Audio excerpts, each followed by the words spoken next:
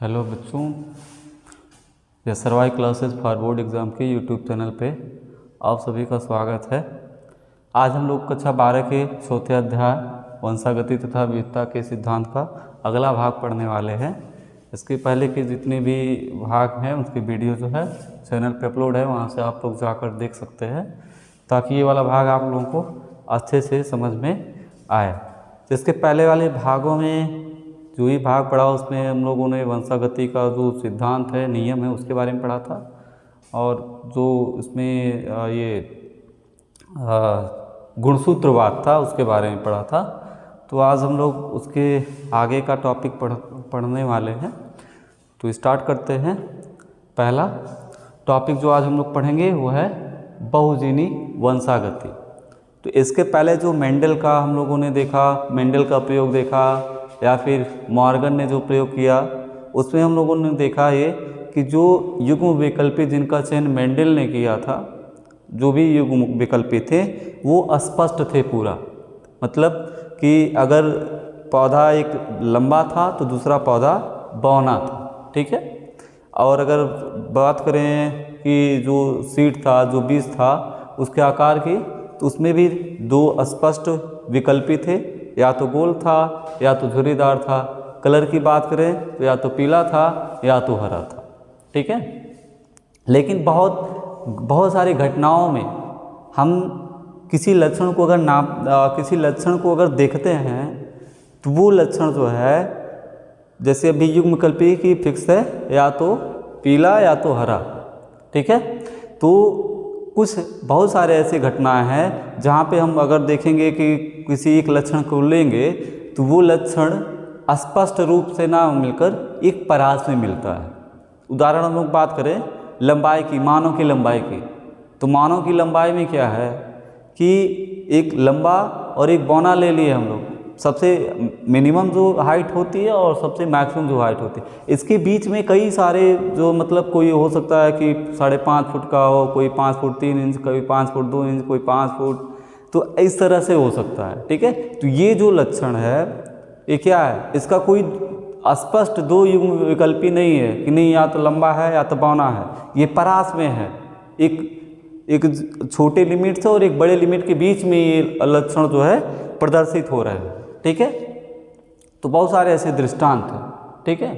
तो क्या कई बार ऐसा होता है कि मेंडल ने क्या कि जो गोल था, पीला था, उसको नियंत्रित करने वाले कारकों का कितना जोड़ा था, केवल एक ही जोड़ा था जो उसको नियंत्रित करता है, ठीक है। या सिंपली अगर हम लोग आज की परिभाषा के अनुसार कहें तो केवल एक ही जीन था, एक ही जीन के दो प्रारूप थे जो लंबाई को नियंत्रित करते हैं। लेकिन आज के समय में, ठीक है, क्योंकि आज के समय में उसको जीन कहते हैं, तो अगर आज के हिसाब से कहें तो हम लोग ये कह सकते हैं कि जो मेंडल का जो भी लक्षण था, जैसे लंबा या बौना, वो नियंत्रित केवल एक जीन से या एक जीन से होता था, इसलिए उसमें अस्पष्ट थे।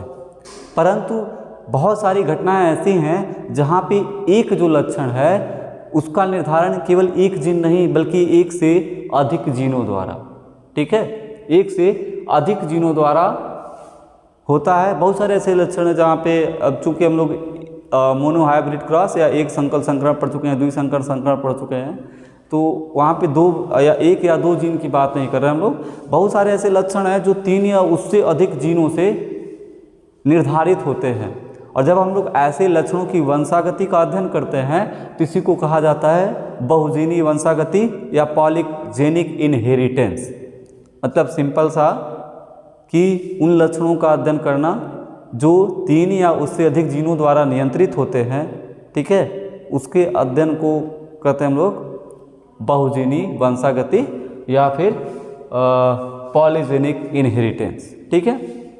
अब इसमें बहुजीनी जो वंशागति है, जो मतलब ये होता है कि किसी लक्षण को निर्धारित करने वाले 3 से अधिक जीन हैं, तो उन लक्षणों को जब भी हम लोग कभी भी अध्ययन करते हैं तो उसमें पर्यावरण के प्रभाव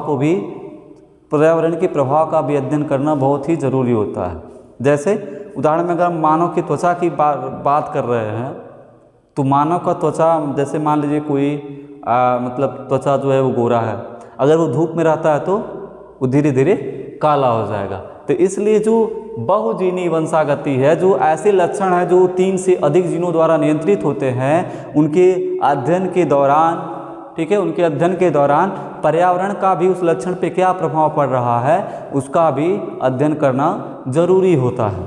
ठीक है, तो जो भी है कि बहुजीनी वंशागति में जो भी फिनोटाइप या जो दृश्य प्रारूप जो हमको दिख रहा है जो लक्षण, ठीक है, वो केवल एक जीन का उत्पाद नहीं होता है, बल्कि अनेकों जीनों के उत्पादों का मतलब योगज रूप होता है। यानी सभी जीन उसमें थोड़ा थोड़ा अपना योगदान देते हैं और तब जाके वो लक्षण जो है वो व्यक्त होता है। ठीक है, अगर इसका उदाहरण हम लोग देखना चाहें तो इसका हम लोग उदाहरण देख सकते हैं मानव में त्वचा का रंग। तो मानव में त्वचा का रंग भी जो है वो एक परास में होता है, ना कि या तो ऐसा भी नहीं कि बहुत गोरा या बहुत काला, यही दो नहीं है। ठीक है, कुछ मीडियम टाइप में भी आता है। तो ये भी लक्षण क्या है, एक परास में होता है। ठीक है, तो ये भी एक बहुजीनी वंशागति का एक अच्छा उदाहरण है। जैसे अगर हम मान लें कि मानव का जो मान रहे हैं, हम केवल मान रहे हैं ऐसा होता नहीं। ठीक है, मान रहे हैं कि मानव की त्वचा का रंग है उसको 3 जीन नियंत्रित करती है। हम मान ले रहे हैं कि 3 जीन नियंत्रित करती है, उसको हम नाम भी दे रहे हैं ABC जो नियंत्रित करती है। ठीक है, अब इसके भी क्या होंगे, इसके भी 2 रूप होंगे, एक प्रभावी वाला और एक अप्रभावी वाला। और हम मान लें कि इसका जो प्रभावी रूप है, यानी प्रभावी रूप है वो ABC, ये इसका प्रभावी रूप है और ये किसका नियंत्रण करता है, गहरे रंग के त्वचा का। और जो इसका अप्रभावी रूप है यानी small a, small b, small c, वो उजले रंग का यानी गोरे रंग के लिए उत्तरदायी होता है। तो इसमें भी हम कई सारी परिस्थितियां देख सकते हैं। ठीक है, पहला कि सभी अप्रभावी एलील केवल होंगे यानी AA, BB, CC, तो मनुष्य की त्वचा का रंग क्या होगा, बहुत ही गहरा होगा। दूसरी तरफ अगर देखें कि अगर small a, small b, small c अगर रहेगा जैसे कि यहाँ पे है, तो वहाँ पे त्वचा का रंग सबसे हल्का होगा। परंतु अगर कहीं ऐसा हो गया कि नहीं, 3 जो है प्रभावी जीन आ गए और 3 अप्रभावी जीन आ गए, जो त्वचा का रंग होगा क्या होगा, इन दोनों का मध्यवर्ती यानी सबसे गहरा और उजले का मध्यवर्ती होगा यानी इसके बीच का होगा। ठीक है, तो इसी प्रकार जीनोटाइप में जो प्रत्येक प्रकार का एलील है, ठीक है, प्रत्येक एलील की उपस्थिति जो है उस व्यक्ति के जो त्वचा के रंग का है कि गहरा होगा या हल्का होगा, उसका निर्धारण वो करता है कि मतलब जो जीन है वो कौन सा है, प्रभावी वाला या अप्रभावी वाला, इन दोनों का संयोजन वाला है। ठीक है, तो इससे मानव के त्वचा का मतलब एक उदाहरण के तौर से इस तरह से हम लोग समझ सकते हैं। अगला जो टॉपिक है वो हम लोग पढ़ेंगे बहुप्रभाविता, या जिसको इंग्लिश में कहते हैं प्लियोट्रॉफी। ठीक है, प्लियोट्रॉफी। अब इसमें क्या है कि अभी हमने पढ़ा कि एक लक्षण पढ़ा, बहुजीनी वंशागति में पढ़ा कि एक लक्षण है जो 1 से अधिक जीनों द्वारा नियंत्रित होता है या 3 या 3 से अधिक जीनों द्वारा नियंत्रित होता है, तो उसको कहेंगे बहुजीनी वंशागति। वे क्या है, बहुप्रभाविता। ठीक है, इसमें जस्ट उसका उल्टा है कि एक जीन है जो कई लक्षणों का निर्धारण कर रहा है। ठीक है, जब एकल जीन द्वारा कई लक्षणों का निर्धारण होता है या एक जीन कई दृश्य प्रारूपों को प्रभावित करता है, ठीक है, तो उसको कहते हैं क्या, बहुप्रभाविता कहते हैं। और वो जीन जो ऐसा कर रहा है कि एक जीन है कई सारे लक्षणों को प्रभावित कर रहा है, उस जीन को कहते हैं बहुप्रभावी जीन या प्लियोट्रॉफिक जीन कहते हैं। ठीक है, अब प्लियोट्रॉफिक का क्या है कि प्लियोट्रॉफिक जीन में ये क्या होता है कि ये जीन के जो उत्पाद होते हैं वो कहीं ना कहीं कोई उपापचयी परिपथ में जैसे प्रभाव डालते हैं। जैसे हम लोग कह दें कि नहीं, बालों का कलर जो है ब्लैक होता है और इसके लिए मान लें कि भाई परिपथ है एक, ठीक है, कि कोई पदार्थ A है वो B में कन्वर्ट होगा और B C में कन्वर्ट होगा और C जाके D में कन्वर्ट होगा, तब जो स्किन होगी वो जो हेयर होगा वो कैसा दिखेगा, ब्लैक दिखेगा। अभी जितने स्टेप हैं सब एंजाइमों द्वारा किए जाएंगे। ठीक है, हो सकता है कि कोई जो जीन है इसमें, ठीक, जो जीन है इस एंजाइमों द्वारा किए जाएंगे और उस एंजाइमों की सूचना किस में रहती है, जीन में रहती है। तो अगर कोई एंजाइम मान लीजिए कम बनता है, ठीक है, जैसे मान लेते हैं कि ये वाला एंजाइम कम बनता है, ठीक है। तो ये एंजाइम बन रहे हैं, ये तो इसमें कन्वर्ट होता हुआ आएगा, लेकिन जब यहाँ पे आएगा तो चूंकि यहाँ पे एंजाइम कम बन रहे हैं तो उतना ज़्यादा ये वाला प्रोडक्ट नहीं बन पाएगा, ठीक है। तो यहाँ पे एक अलग स्थिति आएगी। और अगर कहीं पूरा पूरा बन रहे हैं तो पूरा ब्लैक आएगा, और अगर कहीं ऐसा कोई उत्परिवर्तन हुआ कि एंजाइम ये बन ही रहे हैं तो इसका मतलब ये सी वाला डी में कन्वर्ट ही नहीं होगा, यानी जो ब्लैक हेयर का कलर है वो ब्लैक नहीं होगा। एक उदाहरण के तौर पे ऐसे हम लोग समझ सकते हैं इसको, ठीक है। उदाहरण में तो मनुष्य में एक बीमारी होती है जिसका नाम है फेनिलकेटोनुरिया व्याधि या फेनिलकेटोनुरिया, इसको अंग्रेजी में कहते हैं, ठीक है। ये जो बीमारी होती है ये केवल एक एंजाइम जिसका नाम है फेनिलएलैनिन हाइड्रॉक्सिलेज, इसमें उत्परिवर्तन के कारण ऐसा हो जाता है। और ये एंजाइम जो है फेनिलकेटोनुरिया व्याधि के लिए इसी एंजाइम में इसी एंजाइम के जीन में उत्परिवर्तन हो जाता है, जिससे ये जो एंजाइम है वो सही से कार्य नहीं करता है। इसका हम लोग अगर लक्षण देखेंगे तो बहुत सारे लक्षण ये इस व्याधि बहुत सारे लक्षण दिखते हैं। जैसे पहला जो लक्षण है वो है मानसिक बुद्धि कम होना या मानसिक मंदन, जिसको कह सकते हैं कि बुद्धि कम होती है। दूसरा जो लक्षण है वो बाल कम रहना, और तीसरा जो लक्षण है कि जो त्वचीय रंजन द्वारा मतलब जो स्किन का कलर है, ठीक है, तो स्किन का कलर भी इसमें कुछ डिफरेंट होता है। तो ये एक ही जीन है, एक ही जीन जो किसके लिए सूचना जिसमें फेनिलएलैनिन हाइड्रॉक्सिलेज, और ये जब इसमें उत्परिवर्तन हो जा रहा है, मतलब ये सही से काम नहीं कर रहा है, तो ये तीन दृश्य प्रारूपों को क्या, पहला एक मानसिक मंदन, दूसरा बालों का कम होना और तीसरा त्वचीय रंजन, इन तीनों को प्रभावित कर रहा है, ठीक है। तो ये एक बहुप्रभाविता का एक बहुत बढ़िया उदाहरण है, इससे हम लोग समझ सकते हैं। अनेक उदाहरण है इसके, लेकिन ये एक उदाहरण है जिसके द्वारा हम लोग बहुप्रभाविता को समझ सकते हैं आसानी से, ठीक है। तो ये दोनों टॉपिक हो गया। अब हम लोग अगला जो टॉपिक पढ़ने वाले हैं वो हम लोग पढ़ेंगे लिंग निर्धारण या सेक्स डिटर्मिनेशन, ठीक है। मतलब इसमें हम लोग ये पढ़ेंगे कि जब जैसे जो नर युग्मक है, मादा युग्मक है, संलयन जब होता है, ठीक है, तो उसी समय डिसाइड हो जाता है कि ये जो बच्चा पैदा होने वाला है ये नर होगा या मादा होगा, ठीक है। उसकी क्रियाविधि क्या है, कैसे उसकी खोज हुई, ये सब के बारे में हम लोग पढ़ने वाले हैं, ठीक है। तो क्या हुआ कि ये जो कहीं ना कहीं जो ये लिंग का निर्धारण होता है, ठीक है, कि नर होगा या मादा, ये कहीं ना कहीं किस में छुपा हुआ था, आनुवंशिकी में छुपा हुआ था। अब चूंकि आनुवंशिकी हम पढ़ रहे हैं, हम लोग जान गए कि आनुवंशिकी के जो वो हैं वो गुणसूत्रवाद जब हम लोग पढ़े तो हम लोग को ये पता चल चुका है कि आनुवंशिकता जो लक्षण एक पीढ़ी से दूसरी पीढ़ी में जाती है गुणसूत्रों से जाती है, ठीक है।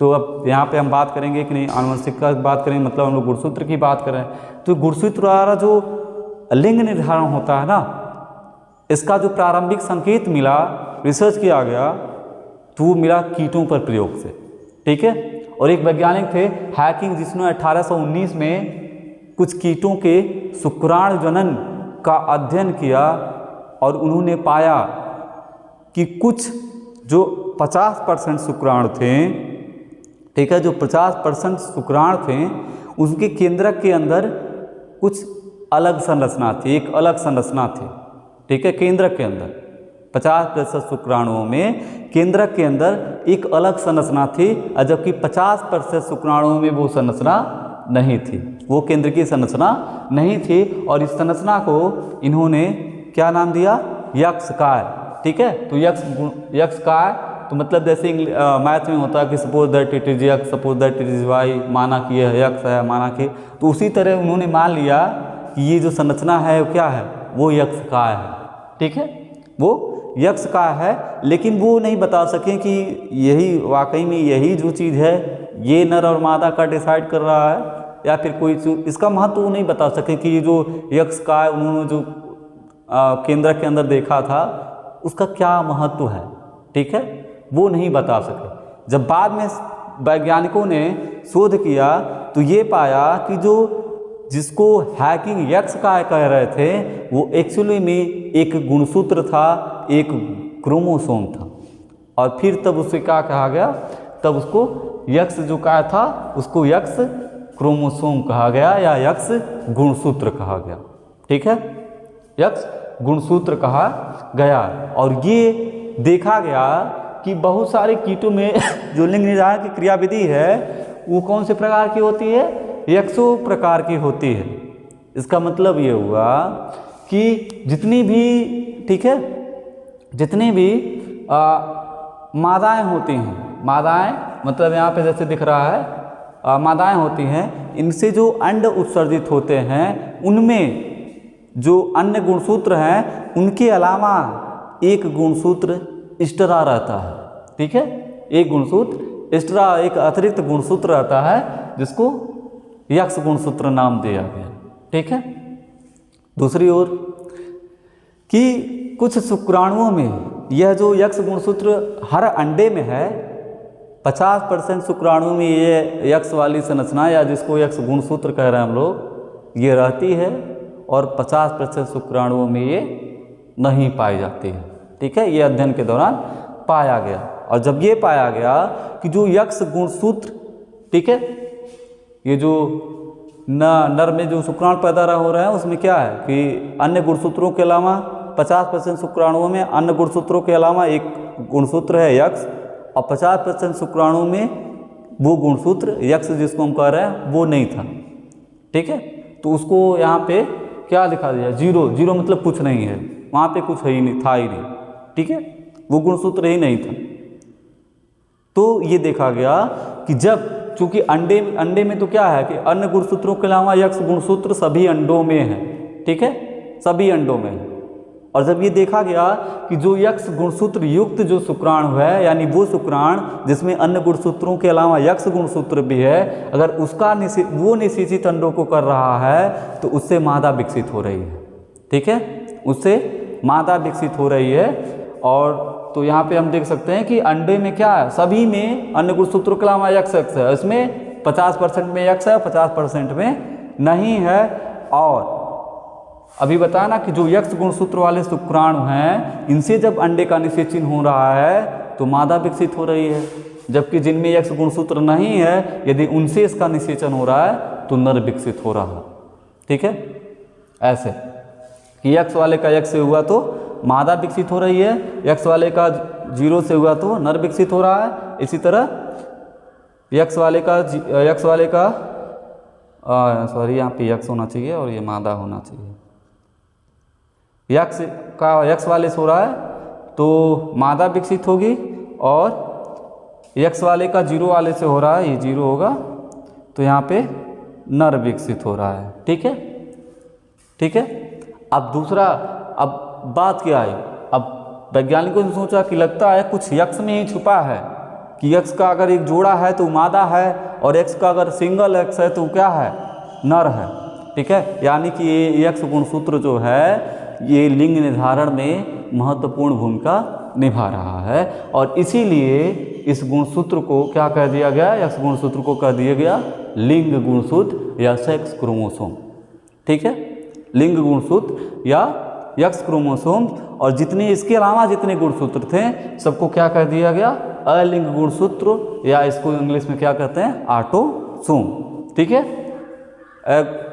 लिंग गुणसूत्र या ऑटोसोम, इसको अभी हम लोग जब आगे पढ़ेंगे तो ये और भी क्लियर हो जाएगा। ठीक है, तो बहुत सारे कीटों में और बहुत सारे स्थानधारियों में जो लिंग निर्धारण की जो प्रक्रिया है वो XY प्रकार की होती है।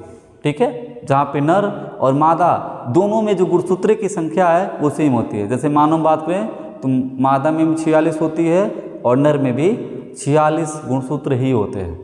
ठीक है, इसी तरह कुछ कीटों में भी देखा गया कि जितना गुणसूत्र नर में है उतना ही गुणसूत्र मादा में है। तो डिफरेंस क्या है, डिफरेंस ये है कि नर में, ठीक है, चूंकि हम लोग पढ़े कि जो गुणसूत्र होते हैं क्या, जोड़े में है।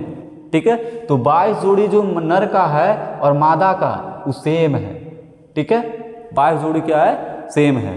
और नर वाले में, ठीक है, यक्ष वाले का जो जोड़ा है वो एक छोटा सा गुणसूत्र है जिसको नाम दिया गया क्या, वाई गुणसूत्र। जबकि मादा में जो लास्ट वाला जोड़ा है वो दोनों क्या है, यक्ष ही है, सेम, यानी जोड़े में ही है। इसमें एक यक्ष है, दूसरा वाई है। ठीक है, तो जबकि अलिंग गुणसूत्र देखेंगे तो 22 जोड़ी इसमें और 22 जोड़ी उसमें। ठीक है, तो नर में अलिंग गुणसूत्रों के साथ, मतलब ये कह सकते हैं कि नर में अलिंग गुणसूत्रों के साथ XY गुणसूत्र है और मादा में अलिंग गुणसूत्रों के साथ यक्स यक्स गुणसूत्र है। ठीक है, तो इस तरह का जो है वो मानव और ड्रोसोफिला में दोनों में इसी तरह की व्यवस्था होती है। यहाँ पे बाय जोड़ी नहीं, ये केवल मानव का है।